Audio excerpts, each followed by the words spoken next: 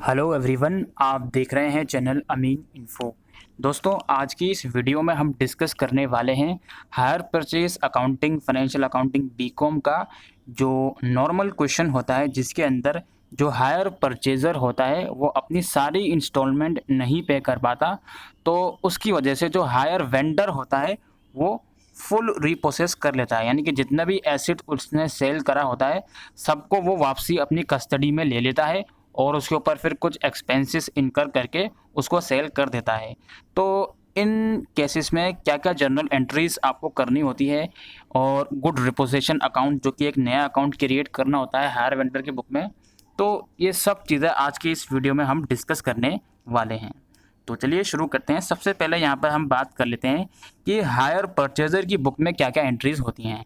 दोस्तों, इसके अलावा मैंने नॉर्मल जो क्वेश्चन होता है जर्नल एंट्रीज़ का, उसके ऊपर वीडियो बना रखी है। इंटरेस्ट कैसे कैलकुलेट करते हैं उसके ऊपर भी वीडियो बना रखी है। तो अगर आपको वो सब नहीं पता तो पहले उन वीडियोज़ को जाकर देखिए। अगर आपको पता है कि नॉर्मल एंट्रीज़ कैसे होती हैं, इंटरेस्ट कैसे कैलकुलेट हो सकता है, तो फिर आप इस वीडियो को आराम से देख सकते हो।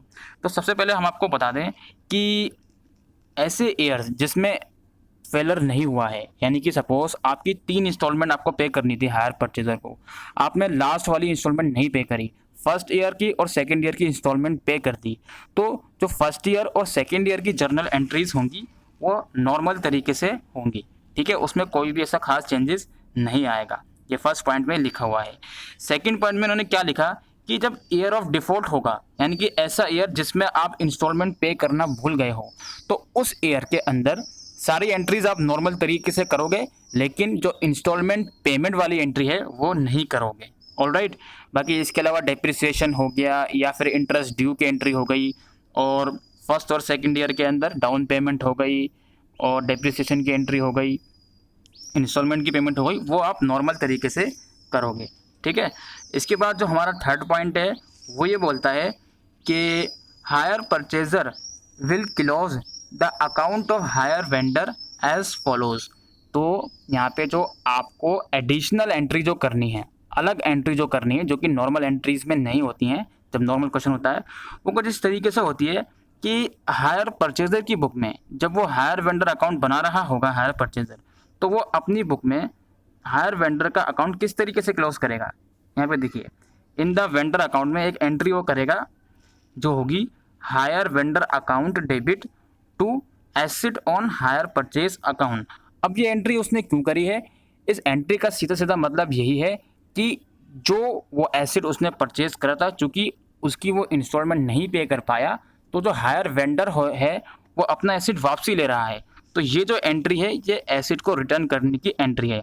और आप यहाँ पे देख रहे होंगे कि जब हम एसिड परचेज करते हैं तो उसकी एंट्री होती है asset on hire purchase account debit to hire vendor. ठीक है, लेकिन यहाँ पे ये एंट्री रिवर्स है क्योंकि हम यहाँ पे एसिड अब रिटर्न कर रहे हैं, तो इस वजह से हायर परचेजर अपनी बुक में ये वाली एंट्री करेगा और इसका जो अमाउंट होगा, वो जो बैलेंस फिगर आपका बचेगा हायर वेंडर के अकाउंट में, वो होगा। अभी हम न्यूमेरिकल क्वेश्चन भी करेंगे तो आपको ये बात समझ में आ जाएगी।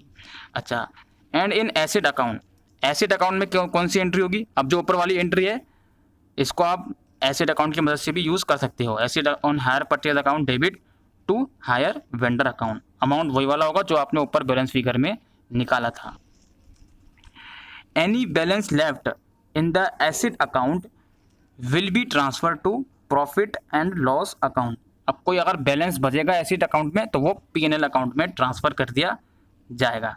ठीक है, asset on hire purchase account debit to profit and loss account. ठीक, अच्छा, हम आते हैं हायर वेंडर में। अब देखिए दोस्तों, हायर वेंडर का भी सिंपल सा फंडा है। जिस भी ईयर्स में इंस्टॉलमेंट सक्सेसफुली पे हो गई हैं, उस ईयर के अंदर नॉर्मल जो जनरल एंट्रीज होती हैं, एसिड सेल करने की, डाउन पेमेंट रिसीव करने की, इंस्टॉलमेंट रिसीव करने की, इंस्टॉलमेंट ड्यू करने की, वो सब सेम होंगी। लेकिन जब ईयर ऑफ डिफ़ॉल्ट आएगा तो इस ईयर के अंदर आपकी जो इंस्टॉलमेंट रिसीव की एंट्री होगी वो नहीं होगी। बाकी जो अदर एंट्रीज होती हैं, इंस्टॉलमेंट ड्यू की एंट्री, वो सब एंट्रीज अपने नॉर्मल तरीके से ही चलेंगी।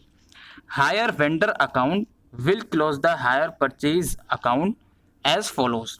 तो अकाउंट कैसे क्लोज करेगा? वो करेगा ओपनिंग अ न्यू अकाउंट, जिसको बोलते हैं गुड रिपोजिशन अकाउंट। तो हायर वेंडर अपनी बुक में एक नया अकाउंट खोल लेता है जिसका नाम होता है गुड रिपोजिशन अकाउंट।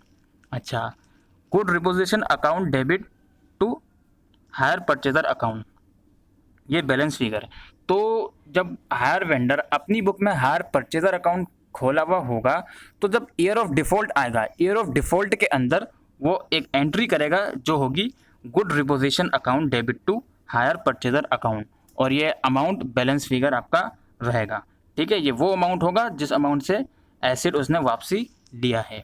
अच्छा, अब जैसे कि मैंने आपको बताया कि हायर वेंडर जब गुड रिपोसेस कर लेता है तो उस पर कुछ एक्सपेंसेस इनकर करता है रिपेयर्स पे, तो उस एक्सपेंसेस को इनकर करने की एंट्री होगी good reposition account debit to cash account, और उस एक्सपेंसेस को इनकर करने के बाद वो अपना जो एसेट वगैरह होता है उसको सेल कर देता है जिसकी एंट्री होगी cash account debit to goods repossessed account.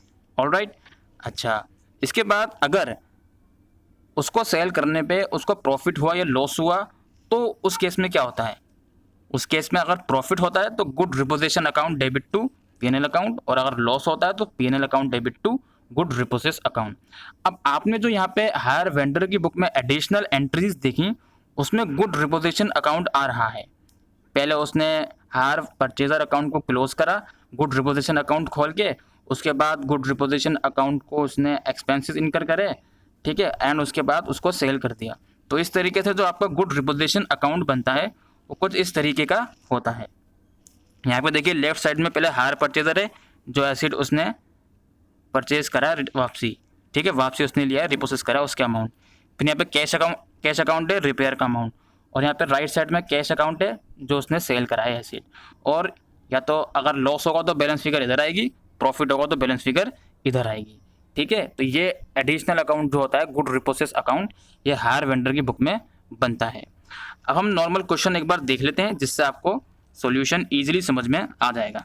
तो क्वेश्चन हमारा ये है, इलस्ट्रेशन 12 है, ये JR मोंगा की। ठीक है, तो इसमें Amar Mani purchase a truck from Tata Motors 5,60,000 के ट्रक्स परचेज करे इनने। ठीक है, पेमेंट इसने कैसे करी? 1.5 लाख रुपये डाउन पेमेंट कर दी कैश में, और बाकी की 3 इंस्टॉलमेंट इन्हें कर दी 1.5 लाख ईच। तो 1.5 लाख इंटू 3 कितना होगा?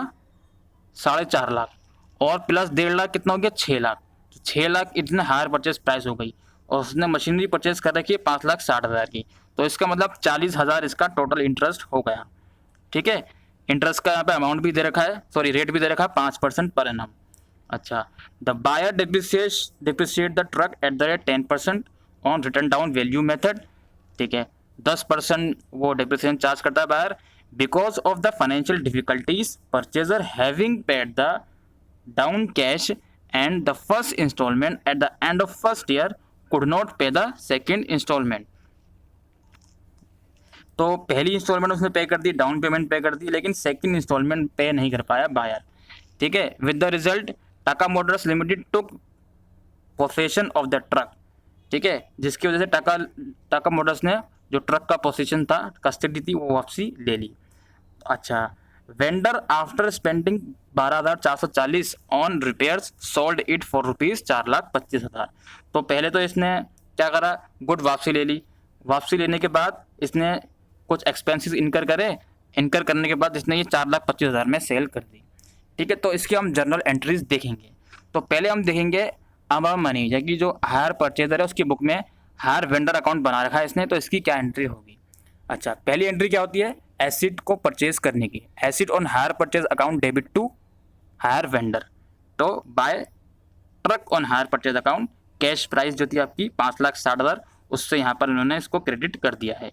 अच्छा, ये फर्स्ट ईयर की बात हम कर रहे हैं। फर्स्ट ईयर में इंटरेस्ट ड्यू करेंगे। अब इंटरेस्ट इसका कैसे कैलकुलेट होगा उसके ऊपर मैंने ऑलरेडी वीडियो बनाई हुई है, वो आप देख लीजिएगा। ठीक है, हालांकि इस PDF में भी सबसे नीचे आओगे आप, तो यहाँ पर आप देख सकते हो पहले 5,60,000 का अमाउंट था, इसमें से डाउन पेमेंट माइनस करी, कितना आया? 4,10,000। 4,10,000 पे 5% इंटरेस्ट निकाल लिया, तो ये फर्स्ट ईयर का इंटरेस्ट आ गया। उसके बाद जो भी अमाउंट आया उस अमाउंट को इंस्टॉलमेंट में से माइनस करके फिर जो आउटस्टैंडिंग अमाउंट था उसमें से माइनस करा, फिर उस पर 5% इंटरेस्ट निकाल लिया। तो ये इंटरेस्ट कैलकुलेशन है, इसके ऊपर वीडियो बनी हुई है, ये आप देख लीजिएगा। तो इस तरीके से जो फर्स्ट ईयर का इंटरेस्ट हमारा आया था वो कितना था? 20,000 रुपये, तो यहाँ पे इसने 20,000 रुपये लिख दिए है। तो इंटरेस्ट ड्यू करने की एंट्री क्या होती है, interest on hire purchase account debit to hire vendor, तो यहाँ पे इसलिए by interest on hire purchase account आ जाता है। अच्छा, ये फर्स्ट ईयर चल रहा है, तो फर्स्ट ईयर में इसने इंस्टॉलमेंट पे करी है, तो इस वजह से इंस्टॉलमेंट पे करने की एंट्री क्या होती है, hire vendor account debit to bank account, ये रहा 1,50,000, और ऊपर डाउन पेमेंट का भी एंट्री करेंगे ये 1,50,000, ठीक है। और बाकी जो बैलेंस बचा वो यहाँ पे इसने लिख दिया बैलेंस सी डी 2,80,500। अब इस बैलेंस को ये नीचे लेकर आ जाएगा बाय बैलेंस बी डी में, बाय बैलेंस बी डी 2,80,500। अब सेकंड ईयर में मैंने आपसे क्या बोला था, सारी एंट्रीज नॉर्मल तरीके से होंगी, तो इस वजह से इंटरेस्ट ड्यू की इसने एंट्री करी सेकंड ईयर में, ठीक है, bye interest on hire purchase account. और फिर मैंने आपसे क्या बोला कि हायर परचेजर जो होता है वो अकाउंट क्लोज करता है हायर वेंडर का to asset on hire purchase account करके, कितना आ गया, और बैलेंस फिगर यहाँ पे आ जाता है, तो ये आ गया आपका 2,94,525, ठीक है। अब हम आते हैं आप इसके ट्रक अकाउंट पे, यानी कि हायर परचेजर की बुक में जो ट्रक अकाउंट है उस पे। तो पहले तो यहाँ पे एसिड परचेज करने की एंट्री आ जाती है truck on hire purchase account debit to hire vendor account, यानी कि to motors account, Tata motors account 5,60,000। इस कैश अमाउंट पे डिप्रिसिएशन इसने चार्ज करी है 56,000, 10%, ठीक है। फिर बैलेंस बचा इसका, और ये बैलेंस इसने यहाँ लिख दिया कैरी डाउन, फिर नीचे इसने ब्रॉट डाउन कर दिया। फिर आओगे नीचे, यहाँ पे इसने अगेन ईयर ऑफ डिफॉल्ट आ गया सेकंड ईयर, इसमें मैंने कहा था सारी एंट्रीज नॉर्मल होती हैं तो डिप्रिसिएशन की एंट्री ये करेगा, तो इसने डिप्रिसिएशन भी चार्ज कर दी नॉर्मल तरीके से, ठीक है। उसके बाद जो टाटा मोटर्स है उसका अमाउंट इसने यहाँ पे लिख दिया। अच्छा, ये वाला अमाउंट कैसा आया टाटा मोटर्स वाला, ये अमाउंट आप नॉर्मली जो आपने ऊपर एंट्री करी थी हायर वेंडर की बुक में, ये वाली, इसका यहाँ पे नीचे लिख दोगे आप, ठीक है। आपने हायर वेंडर को अकाउंट को डेबिट करा है एसिड ऑन हायर परचेज से, तो आप acid on hire purchase account को क्रेडिट करोगे टाटा मोटर्स से, और बाकी जो मैंने आपसे कहा था बैलेंस जो बचता है उसको है प्रॉफिट एंड लॉस अकाउंट में ट्रांसफ़र कर देता है, तो यहाँ पे इसने ट्रांसफ़र कर दिया, ठीक है। तो ये जो आया 1,59,075, ये इसने ट्रांसफ़र कर दिया। अब यहाँ पे बारी आती है हमारी हायर वेंडर्स की बुक में जो अकाउंट बनेंगे, पहले बनेंगे हायर परचेजर अकाउंट। तो पहले इसने हायर परचेजर को सेल्स करा, तो हायर परचेजर को सेल करने की एंट्री क्या होती है, hire purchaser account debit to hire purchase sales account, 5,60,000 की इसने मशीनरी सेल करी थी। इसके बाद इसने फर्स्ट ईयर के अंदर ही डाउन पेमेंट रिसीव करी, तो डाउन पेमेंट रिसीव करने की एंट्री क्या होती है, bank account debit to hire purchaser account, ये इसने रिसीव कर ली। फर्स्ट इंस्टॉलमेंट इसने रिसीव करी फर्स्ट ईयर में, तो bank account debit to hire purchase account, ये आ गई फर्स्ट इंस्टॉलमेंट। इंटरेस्ट ये ड्यू करता है तो उसकी एंट्री क्या होती है, hire purchaser account debit, sorry interest account debit to hire purchaser account, sorry hire purchaser account debit to interest account, तो यहाँ पे इंटरेस्ट ड्यू की एंट्री आ गई। इसके बाद इसका बैलेंस बचा था, तो ये वाला बैलेंस इसने वापसी सेकेंड ईयर में ब्रॉट डाउन कर लिया, ठीक है। अब मैंने आपसे कहा था जो यहाँ पे सेकंड ईयर में नॉर्मल एंट्रीज जो होती है इंटरेस्ट की वो ये करेगा, तो इसने सेकंड ईयर का इंटरेस्ट भी ड्यू कर लिया, और जो बैलेंस फिगर जो थी वो इसने गुड रिपोजिशन अकाउंट खोल के वहाँ पर ट्रांसफ़र कर दी बाय गुड रिपोजिशन अकाउंट, ठीक है। तो good reposition account debit to hire purchaser account, ये वाला इसने अकाउंट खोल लिया, ठीक है। अब जो दूसरा अकाउंट इसका बनेगा वो बनेगा गुड रिपोजिशन अकाउंट। अब देखिए good reposition account debit to hire purchaser account, ये 2,94,000 वाला, ये वाला जो ऊपर से उतर के आया है वो तो ये सही आ जाएगा।